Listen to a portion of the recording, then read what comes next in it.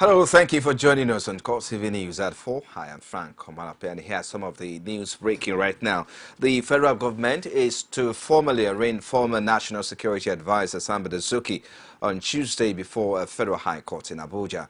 Justice Adeni Ademola is to preside over the prosecution of the retired colonel, who will be standing trial for illegal possession of firearms.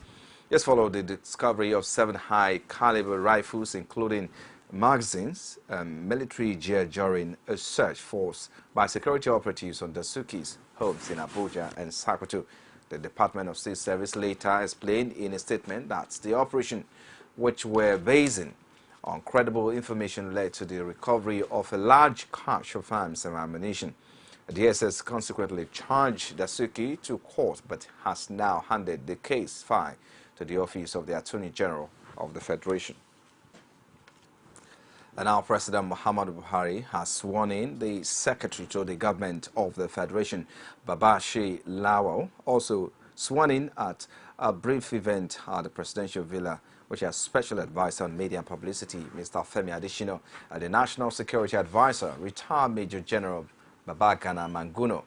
We'll bring you more details in our subsequent bulletins. As the controversy surrounding appointment by President Muhammadu Buhari continues, former Rivers State Governor Rotimi Amechi says he is not bothered by the appointment made so far by the president. Amechi, who was speaking at the APC Secretariat in Port Harcourt, says he is pleased with his lot as an ordinary Nigerian.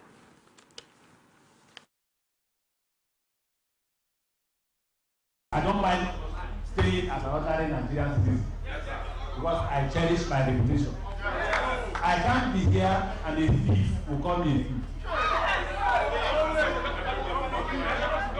You see, as a governor, people will say you should keep some of the things here. I've been trying hard to keep them. But nobody is telling you, so we keep them. And she's talking. All of us are here ensuring that the APC family in Rivers State remains intact. Your Excellency, we are proud to tell you that not one APC member has defended from the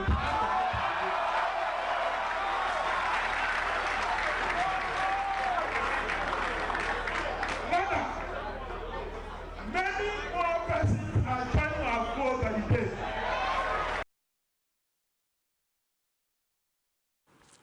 And our former governor of Kogi State, Abubakar Audu, has clinched the ticket of the All Progressives Congress as its flag bearer for the November 21st poll. Abubakar scored 1,109 votes to defeat his closest rival, Yahaya Bello, in a keenly contested primaries in Lokoja, the state capital. Our correspondent, Rashid, has the rest of the story.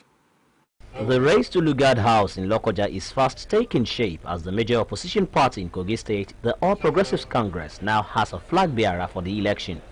After the primaries, which had 28 aspirants showing interest to fly the party flag with one aspirant stepping down. Chairman of the electoral panel, Nasir El-Rufai, had earlier before the commencement of the exercise promised a level playing field. Vested in me by the National Executive Committee of the All Progressives Congress, I hereby declare Prince Abubakar Audu with 1,109 votes. Kogi today is the most backward state in Nigeria.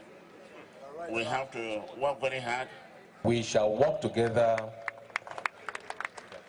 to ensure that victory is ours come 21st of November. What he has done for the state since 2003, go around and ask everybody. That's still what is on ground. Drawing 3,044 accredited delegates from 238 wards across the 21 local government areas of the state after the primaries, which lasted throughout the night. Former governor of the state, Abubakar Audu, was declared winner after polling the highest lawful votes cast of 1,109.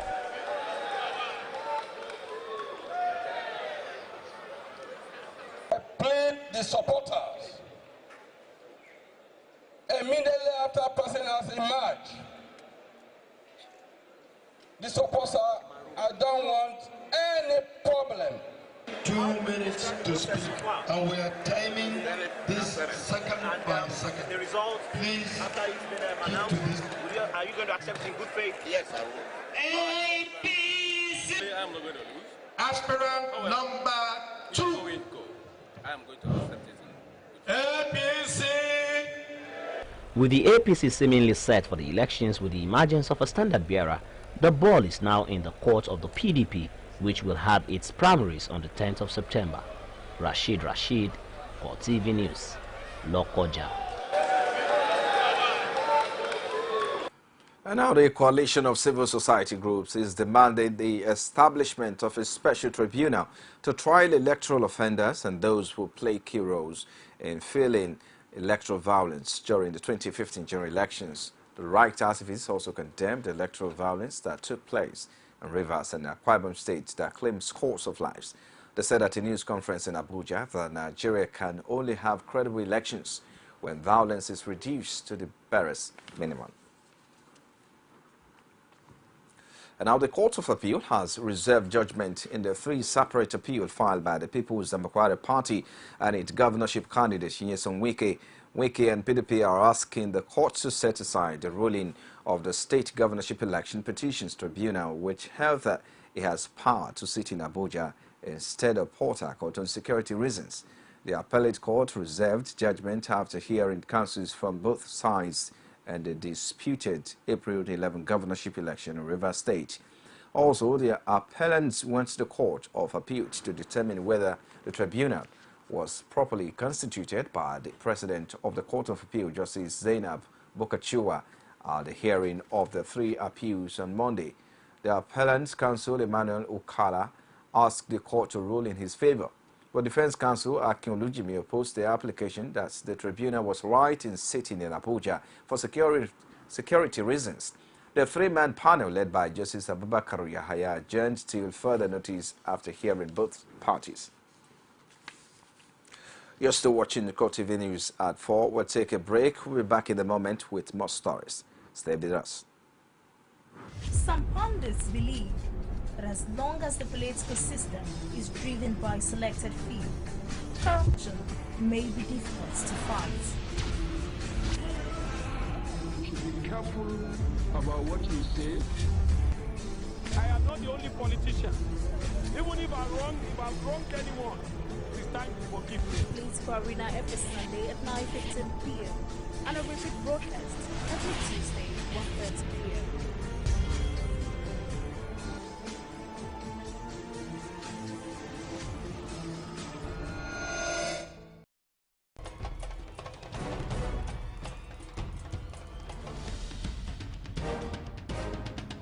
This is what the people are saying. You don't run a big economy with generator. They need to do more in terms of energy and power. Many things to do for this Nigeria about lights, water, and new TT. For Nigerians that are not gullible, we know that good laws have done nothing good for this country. Buhari won the election convincingly.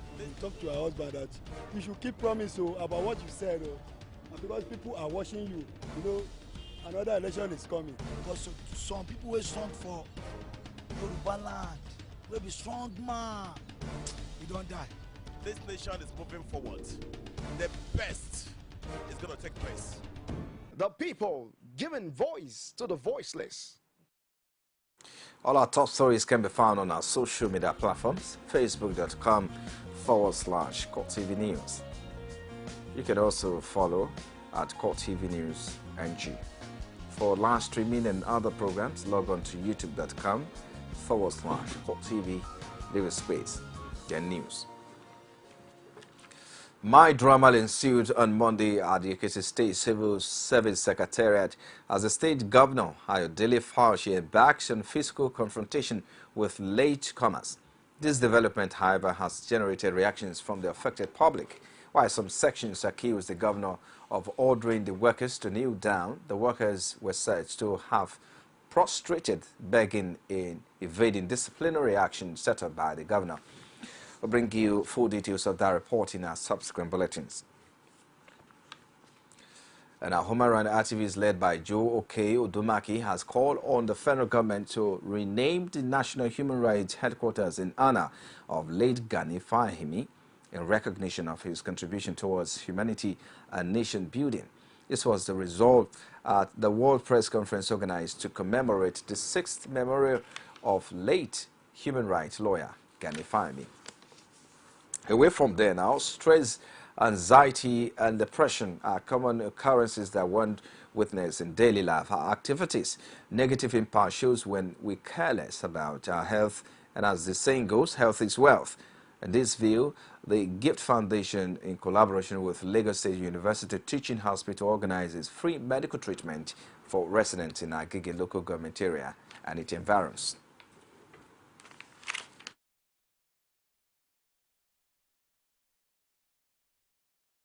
We know that's how the economy is now. Many people are suffering, nobody cares, they're not getting what they should get from the government. And we felt we have a little thing we can offer to them just to extend our love to them. That's just the idea. Most of these people don't really go to the hospital to check up themselves, medical checkup, or know what's happening. So we just want to do it. It's a voluntary thing to do and diagnose, then treat if possible.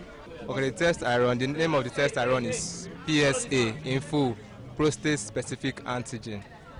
That's prostate mainly for men, because it's men that have the prostate gland, which is an accessory organ for their sexual reproduction. That is sexual reproduction in men. And now the management of Jos University Teaching Hospital in Plateau State has stated its readiness to end the perennial loss of revenue by Nigeria as a result of the medical tourism usually embarked upon by wealthy Nigerians in search of treatment abroad. The management of the institution made this promise during an interactive session with journalists in Jos. It also outlined what they have been doing as a health institution in a challenging environment. The details. With the loss of revenue to other economies of the world from Nigeria as a result of medical tourism often embarked upon by her citizens, thought to be in the billions annually, the management of the Jos University Teaching Hospital says they are poised to help in bringing this to an end. Certain things that will be effective very soon in hospital, those mothers and parents who currently do not have the ability to conceive, that will be a thing of the past very soon. This traveling, health travels or economic tourism, going to India for renal transplant will be a thing of the past, because within the next 6 months, the hospital will be able to effectively carry out kidney transplant here in Jos. You've heard that some team from the US have been visiting parts of this country to carry out heart surgery. Jos University Teaching Hospital has been chosen as one of those centers. And what they usually do is they start by assessing the center to see whether the facilities that is needed for the heart surgery is there. And we are very confident that we have all the facilities that we require. For the Chief Medical Director of the hospital, Edmund Banwat, while speaking on the courtesy call to the Plateau State Governor Simon Lalong, the hospital has made giant strides. In a couple of weeks, a team from USA will be in Jos to assess our facility for the commencement of open heart surgery. Research-wise, the hospital has been championing research in HIV/AIDS, as you are aware. This is sponsored by the Bill and Melinda Gates Foundation, which has transferred into the PEPFAR program, as you know. Cancer, and recently, our hospital has been chosen as a center for the Ebola vaccine trial. This, according to him, will continue with the hospital contributing its quota to the development of the nation's health sector. And now back to our earlier story now, that human rights activists led by Joe Odumaki calling on the federal government to rename the National Human Rights Headquarters in honor of late Gani Fahimi, a recognition of his contribution towards humanity and nation building. This was the resolve at World Press Conference organized to commemorate the 6th memorial of late human rights lawyer Gani Fahimi. Our correspondent Abiola Lowale has details. When I remember Gani, I remember Gani. September 2015 makes it 6 years since the exit of Gani Oyeshola Fawemi from the land of the living. Gani, as he was fondly called by the masses, was known for a strong stance against the military rule while it lasted. A man considered as a mentor to this gathering of rights activists was praised for all right reasons.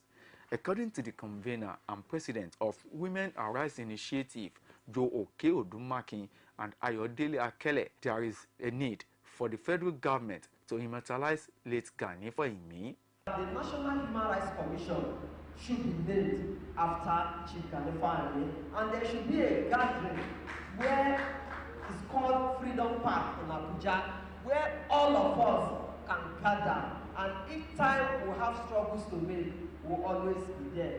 Chief Gani Fawemi, you will never, ever be forgotten. Commenting on the state of the nation, Odumaki and Akele called for a renewed vigor in the fight against corruption and insecurity, adding that President Muhammadu Buhari should immediately unleash programs that would cushion the effects of economic challenges confronting Nigerians. We have to do a lot more in terms of education for our people. We must say no to commercialization of education. NCP is for abolition of poverty. We must ensure that more than 90% of our population that live below $2 per day, we must ensure that their life is made much more comfortable. My honest opinion is that this president has to sit down, how to sit tight. He just has to, because if you wasted 6 months or 90 days, or in spite of your 4-year tenure, 3 months is enough to lay foundation. No single foundation has been laid. The organizers informed that a rally and memorial lecture will be conducted to further commemorate the demise of Gani Fawemi. Abiola Oluwole, CoreTV News, Lagos. And now the Lagos State Domestic and Sexual Violence Response Team, otherwise known as DSVRT, has engaged traditional rulers in the state on sexual and gender-based violence and their role as responders as a furtherance to its campaign against the act. Coordinator of the DSVRT, Titi Lola Vivoradeni, would lead the team to the meeting which had the Oba of Lagos, Riwana Akiolu, and 30 other Obas in the state in attendance said at traditional rulers, the counsel they give to victims of rape, defilement, and domestic violence and their family members can go a long way in making or marrying a case. She said as first-time responders, the traditional rulers' highness were giving protocol responses to rape, defilement, domestic violence, child abuse, and neglect. Vivo Adeni said the traditional rulers were also giving results materials in the form of posters and stickers, which they promised will be shared at their respective palaces. And in business now, the transmission company of Nigeria says continued flouting of contractual demands of transitional electricity market by power distribution companies is a clear indication that the firms are not prepared for its takeoff through the declaration of the marketing company. The federal government had opened up the power market to competition as participants commenced full trading by contract, just as the institutional and normative structures of a competitive and efficient electricity market was put in place. Earlier this year, the federal government had told investors that it would not accept any excuse for not being able to provide Nigerians with uninterrupted power supply as soon as steam was declared. However, the executive director operator of the Nigerian electricity market, which oversees systems operation of the power sector, Ngozi Osunho, has told Newsmail that the recurrent misdemeanors of the power firms, particularly the discos, as regards the contractual terms of term, shows that the companies were still not ready for the transitional phase of the market. Meanwhile, the Consumer Protection Council, CPC, has summoned electricity distribution companies, otherwise known as discos, across the country over allegations of exploitative billings and other violation of consumer rights. The agency has fixed a September 7th date for public hearing on the allegations, including non-provisions of meters after payment. And CPC said in a statement that any attempt by the discos to disregard the summon would amount to a violation of Section 18 of the CPC Act. It also maintains that the decisions reached after the investigative hearing will be binding on affected parties. You're still watching CoreTV News at 4. We'll take another break now. We're back with more. Stay with us. Is it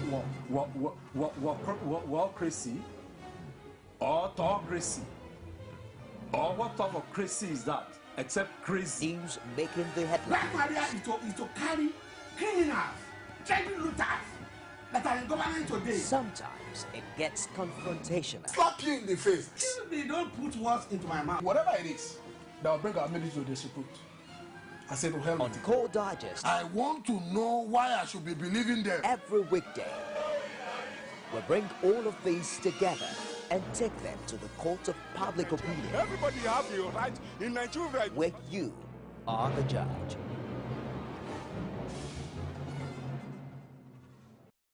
You can now watch CoreTV News live from anywhere in the world on our website www.coretvnews.com. Click on Live TV on our website and watch us live. And welcome to CoreTV Primetime News. To follow us on Twitter, click on Twitter icon on our website. On Facebook, click on the Facebook and YouTube to see all our previous news production. You can also watch us live on YouTube. Click CoreTV, leave a space, then News. CoreTV News, a 24-hour news station.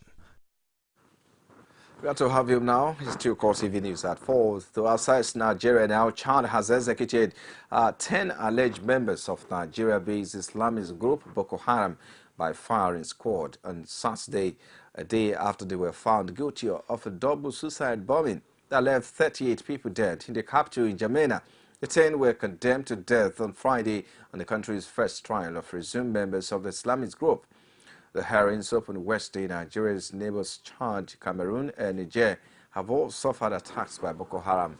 And earlier in the year, they announced a regional force to end the militant insurgency that has claimed more than 15,000 lives since 2009.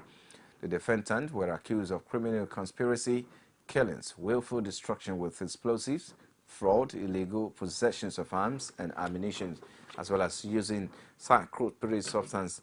The accused include Nigerian national Muhammad Mustafa, also known as Bana Fanaye, who, according to Chadian authorities, masterminded the June 15 suicide attacks that struck a school and a police building in N'Djamena, killing 38 people and injuring 101.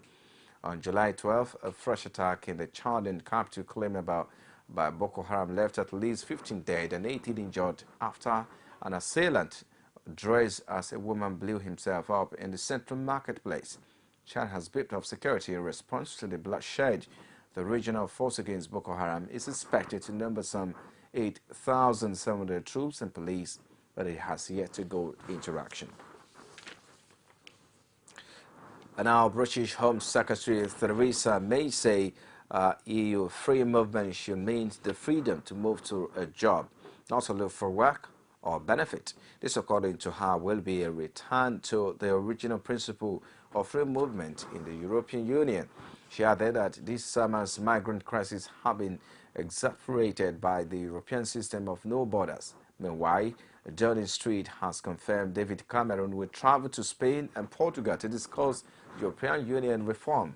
He will meet Portuguese Prime Minister Pedro Passos in Lisbon and Spanish Prime Minister Rajoy Madrid. Her comment in Sunday Times comes day after official statistics show net migration to the UK is an all-time high, reaching 330,000 in the year to March. The figure, the difference between the number entering the country and those leaving, is more than 3 times higher than the government's target. She says the figures are too high and simply unsustainable. And to sports now, President Muhammadu Buhari has congratulated the national men's basketball team, the Tigers, on their victory over Angola in yesterday's final of the FIBA African Basketball Championship in Tunisia.